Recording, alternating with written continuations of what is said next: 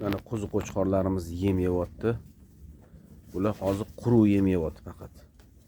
Jo'xori, kepe, bug'doy, silos, somon, beda. Mana shu qo'ylar yaxshi o'zgaryapti hozir. Yeyishi zo'r. Oxiriga to'la qilib yem qilib qo'yish kerak. Bular bitta bo'k olsa, keyin o'zgarishi zo'r bo'ladi.